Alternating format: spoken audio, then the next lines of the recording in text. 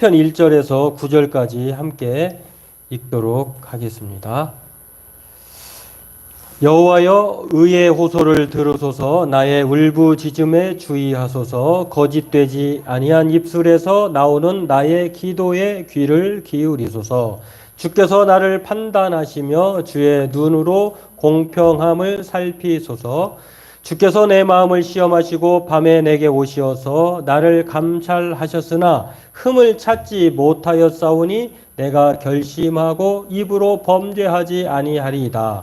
사람의 행사로 논하면 나는 주의 입술의 말씀을 따라 스스로 삼가서 포악한 자의 길을 가지 아니하였사오며 나의 걸음이 주의 길을 굳게 지키고 실족하지 아니하였나이다. 하나님이여, 내게 응답하시겠으므로 내가 불렀사오니 내게 귀를 기울여 내 말을 들으소서. 주께 피하는 자들을 그 일어나 치는 자들에게서 오른손으로 구원하시는 주여, 주의 기이한 사랑을 나타내소서. 나를 눈동자같이 지키시고 주의 날개 그늘 아래에 감추사 내 앞에서 나를 압제하는 악인들과 나의 목숨을 노리는 원수들에게서 벗어나게 하소서. 아멘. 네, 오늘 말씀의 제목을 공평하게 살펴주소서라고 이렇게 정해봤습니다. 오늘 이 시편 17편은 우리가 그 처음에 시편 소개할 때에 그 기억을 하시겠을지 모르겠습니다만 시편 말씀은 시편은 5권으로 우리가 160편까지 있잖아요. 근데 시편이 160편 중에 책으로는 5권에 해당되는 권수로 이렇게 나눌 수가 있어요. 근데 이 5권으로 된 시편 160편의 내용들이 장르가 다 있어요. 어떤 시는 탄식시, 하나님 앞에 정말 통곡하며 울며 하소연하면서 하나님께 부르짖을 수밖에 없는 그런 시도 있고, 또 하나님 앞에 감사할 수밖에 없는 감사시가 있고, 또 하나님 앞에 찬송할 수밖에 없는 찬송의 시가 있고요. 또 하나님을 왕으로서 말하는 그런 고백으로 부르는 그런 제왕시가 있고, 장르가 많습니다. 근데 오늘 본문은요, 시편 17편은 탄식시예요. 이 다윗이 얼마나 고통스럽고 또 위급하고 극한 상황 가운데 있을 때에 하나님 앞에 울며 부르짖는 시다 해서 탄식시의 대표적인 시편인데요. 이 시편 17편이 바로 대표적인 탄식시로서 그가 어떤 어려움에 직면하고 있어서 하나님께 울며 기도하는지, 그리고 그런 상황에서 다윗은 자신이 어떤 사람이었음을 하나님 앞에 고백하면서 기도하고 있는지를 오늘 우리가 알 수가 있습니다. 오늘 이 두 가지를 살펴보고 함께 기도의 시간을 갖도록 하길 원합니다. 오늘 다윗은 하나님께 기도를 시작하면서요, 자신은 거짓되지 아니한 입술에서 나오는 기도에 귀를 기울여 달라고 이렇게 말을 합니다. 여러분, 이렇게 대담하게 하나님 앞에 내 입술이 거짓말이 하나도 없습니다. 나의 입술에서 나오는 모든 것은 의롭습니다라고 말할 수 있는 사람은 많지 않을 거예요. 근데 다윗은 내 입술에서 나오는 나의 기도에 귀를 기울여 주십시오라고 하면서 거짓되지 아니한 입술이다라고 자기를 소개합니다. 참 이런 하나님 앞에 기도하면서 울면서, 물론 이거는 위급하고 어떤 지금 사실은 이 위급의 상황이 사울이라고 하는 왕이자 장인어른이잖아요. 그러나 또 원수이기도 해요. 참 이 사울이 자기를 죽이려고 쫓아오는 상황, 군대를 동원해서 쫓아오는 상황, 이런 그 극박하고 아주 극한적인 상황에, 극단적인 상황에 놓였을 때, 아니 억울하잖아요. 억울한데 이제 하나님 앞에 하소연하는 거예요. 하나님, 나의 거짓되지 아니한 입술에서 나오는 내 기도를 좀 들어주세요 라고 하면서 호소합니다. 울부짖습니다. 그런데 이렇게 다윗이 하나님 앞에 간곡하게 기도할 수 있는 확신은요, 두 가지 확신 때문에 있어요. 하나는 어떤 확신이냐면 하나님께서 공의롭게 판단하실 것을 믿기 때문에 이렇게 기도할 수 있고요. 또 하나님은 공의롭게 판단하신 분이라고 하는 사실을 인정하는 거예요. 그러니까 다시 말해서 오늘 다윗은 하나님을 생각할 때 하나님은 공의롭게 감찰하시는, 판단하시는 재판장으로서 하나님을 확신하고 있고, 또한 자신의 삶이 뭐 이렇게 우리 성경에 통틀어서 완벽한 사람 없습니다만 그럼에도 불구하고 다윗은 하나님 앞에 어떻게든지 입술이든 자신의 행실이든 마음이든 하나님의 말씀대로 살고자 했던 사람이라고 하는 사실을 이 고백 속에서 알 수 있다고 하는 것입니다. 오늘 저와 여러분들도 다윗처럼 그렇게 하나님 앞에 기도할 수 있는 사람들 되길 주의 이름으로 소망합니다. 하나님을 확신하고 내 삶을 비추어 봤을 때 나의 입술이나 나의 마음이나 나의 행실이 하나님 앞에 그렇게 큰 엄청난 죄악 가운데 있는 사람이 아니라고 하는 그런 마음을 가지는 사람으로서 하나님 앞에 그런 삶을 살고 그렇게 기도했으면 마음의 사람이 되었으면 한다고 하는 생각을 갖게 됩니다. 그렇습니다. 오늘 다윗은요 자신의 기도를 의의 호소라고 이렇게 말을 하고 울부짖고 그 다음에 거짓되지 아니한 입술에 나오는 기도라고 이렇게 말하는 것을 보면서 하나님께서 자신을 공평하게 살펴달라고 기도하는 것을 알 수가 있습니다. 그러므로 오늘 우리도 하나님의 공의에 우리가 늘 생각하면서 하나님 그럼에도 불구하고 남들 다 그렇게 하나님을 떠나고 또 세상과 타협하면서 또 미지근하게 살아가면서 신앙생활 하면서 하나님을 믿고 따라가는 그런 사람들 가운데서 우리는 그래도 그렇게 하지 않았습니다. 난 최선을 다해서 하나님의 말씀 붙들고 어떻게 하면 하나님의 은혜 가운데 말씀 가운데 살려고 발버둥치며 살았습니다. 그런 상황 가운데 있는 나에게 이런 어려움이 닥쳤으니 하나님 나를 좀 공평하게 살펴주십시오. 이렇게 말할 수 있는 우리가 되었으면 합니다. 오늘 이 다윗은 이 하나님에 대한 이 두 가지를 생각하면서 기도하는데요. 첫 번째로 생각해 볼 수 있는 것은 하나님은 공평하게 감찰하시는 공의로운 분으로 확신하고 있다는 것입니다. 다윗이 기도할 때 자신을 공평한 눈으로 판단하시며 살펴달라고 합니다. 그렇죠. 이 세상의 모든 재판관이나 그다음에 대법원장이나 어떤 그 법을 집행하는 사람들, 경찰부터도 마찬가지고요.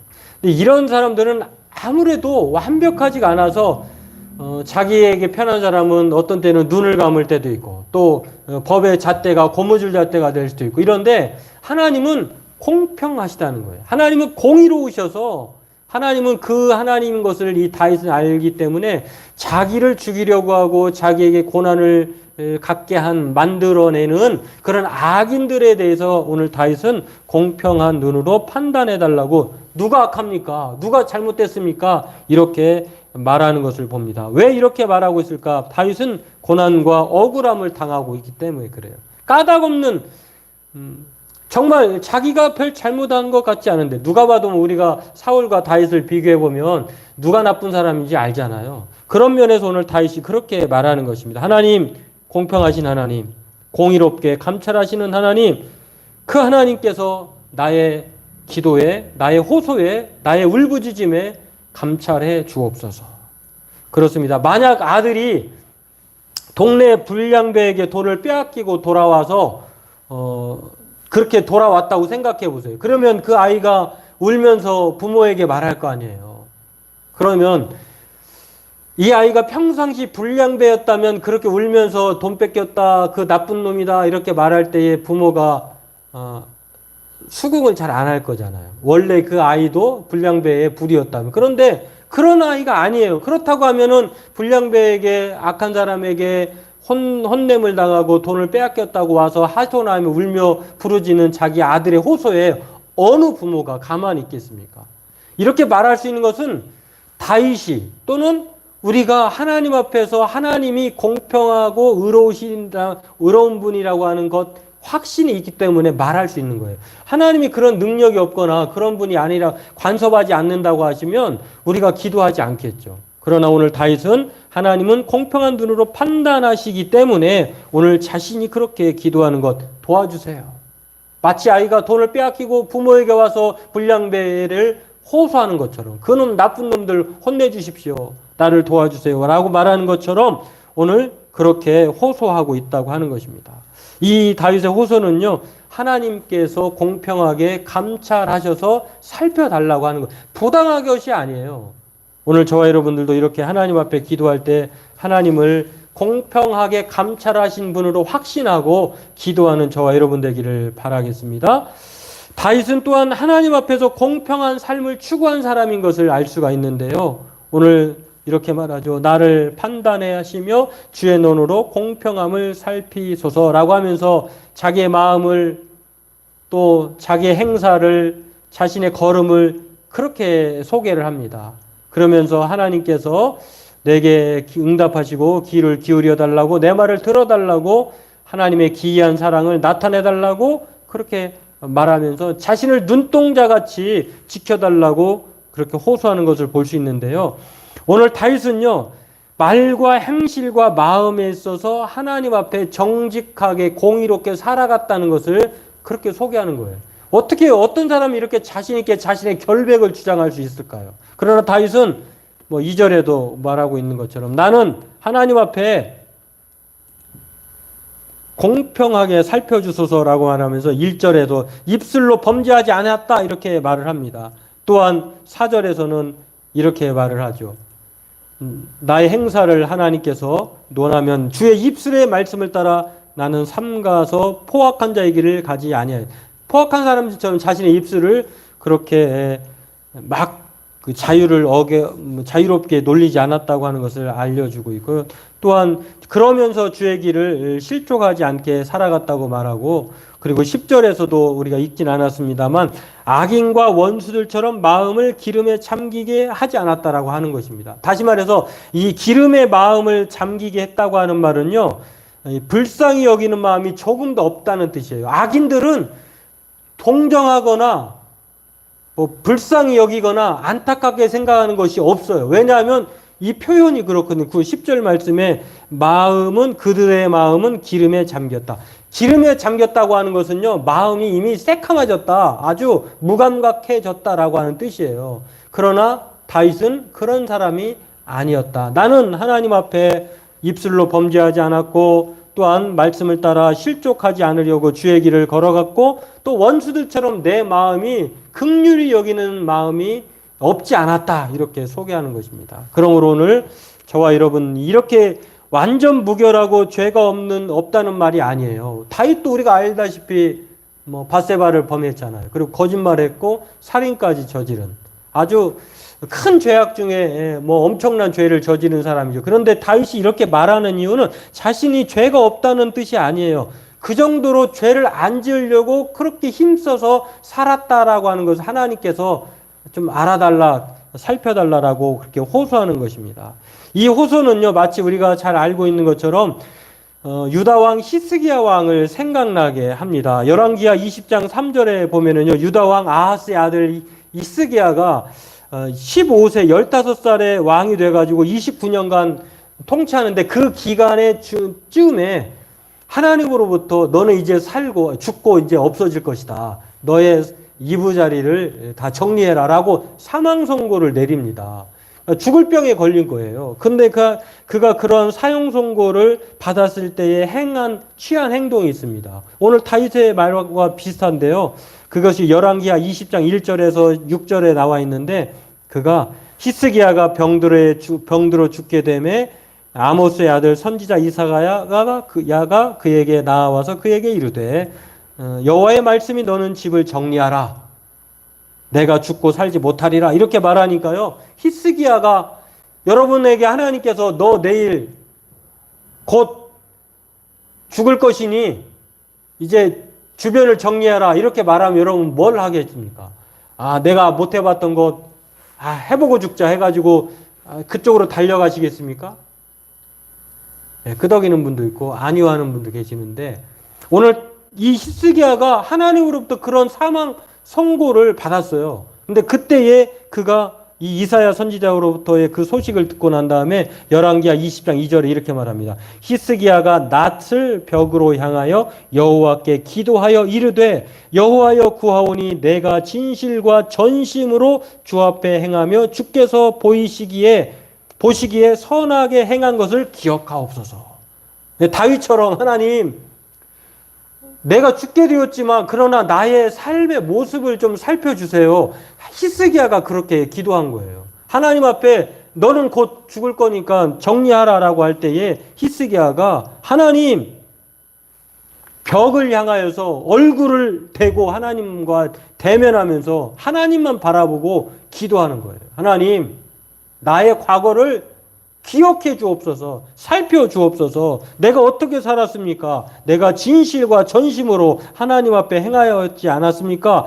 보시기에 선하게 행한 것을 참 지혜롭게 기도하는 거죠. 악한 것도 있지만 보시기에 하나님이 내가 행했던 것 중에 좀 선한 거, 그것을 좀 봐주세요. 이렇게 말하는 거예요. 다윗과 히스기야가 아주 닮은 점이 있어요. 오늘 저와 여러분들도 마찬가지입니다. 하나님은 공의롭게 감찰하시는 하나님이세요. 그리고 그렇게 사는 자의 기도를 들으시는 하나님이세요. 다윗처럼 히스기야처럼. 성경은 구약 성경에 악한 사람의 대명사로 다윗의 길이라고 표현하고 있고요. 아니, 그 선한 사람의 길을, 악한 자의 왕의 길을 느밧의 아들 여로보암의 길로 행하였다라고 말합니다. 여기서 정직하게 행했다라고 하는 표현은요, 두 가지 의미예요. 종교적으로는 다른 신을 섬기지 않고 하나님만 섬겼다고 하는 뜻으로 정직하다, 공의롭다라고 하는 뜻이 있고요. 실제 삶에서도 도덕적으로, 윤리적으로도 하나님 앞에 또한 사람들 앞에서 그렇게 그 법을 지키면서 말씀으로 살았다라고 하는 뜻의 의미에서 정직하다, 공의롭다라고 말을 합니다. 그런 면에서 다윗이 그러한 사람이었다는 것을 구약 성경에서 말하고 있습니다. 반면에 여로보암은 그렇지 않아. 여로보암은 다윗과의 다른 길 걸어간 사람의 반대의 급부에 서 있는 사람인데요. 열왕기하 10장 29절 이렇게 말합니다. 이스라엘에게 범죄하게 한 느밧의 아들 여로보암이 죄 곧 베델과 단에 있는 금송아지를 섬기는 죄에서는 떠나지 아니하였더라. 그러니까 자신도 하나님을 따르지 않고 자신을 따르는 백성들로 하여금 우상숭배 길로 걸어가게 하고 또 배교하게 해서 정말 삶의 모습도 다른 사람의 약하고 미련한 사람들을 다 억누르고 억압하고 고아와 과부를 돌보지 않고 공의와 정의는 아주 그냥 내팽개쳐버리는 그런 불법의 삶을 사는 사람을 여로보암의 길로 갔다, 이렇게 말을 합니다. 오늘 저와 여러분들은 이 다윗을 말할 때에 성경이 정직하게 행하여라고 하는 말의 그 두 가지 뜻을 생각하면서 하나님 앞에, 하나님은 공의롭게 감찰하시는 하나님 분이시고 하나님이 기뻐하시는 기도를 응답하시는 사람은 그의 삶을 보면 공의롭고 정직한데 하나님만을 섬기고 삶에서 도덕적인, 윤리적인 말씀 가운데 살아갔던 사람이라고 하는 사실을 기억하면서 오늘 그 하나님께서 그 사람의 기도를 들으시고 응답하기를 기뻐하신다고 하는 것입니다. 바라기는 저와 여러분들도 오늘 기도할 때에 하나님은 공평하게 감찰하시는 하나님인 것을 확신하며 기도하길 원합니다. 또 하나님은 정직한 자의 기도를 들으시고 정직하지 않는 자는 멸하신다고 하는 사실을 생각하면서 오늘 저와 여러분들이 우리의 입술과 또 우리의 길과 마음이 하나님 보시기에 정직한 공의로운 사람으로서 그렇게 하나님 앞에 간절하게 호소할 수 있는 그러한 믿음의 사람이 되기를 원합니다. 오늘 하나님께서 공의로운 하나님을 확신하고 공의로운 삶을 사는 자의 기도에 하나님이 들으시고 눈동자같이 지키시는 줄 믿고 오늘 하나님께 은혜를 간구하는 저와 여러분 되기를 바라겠습니다.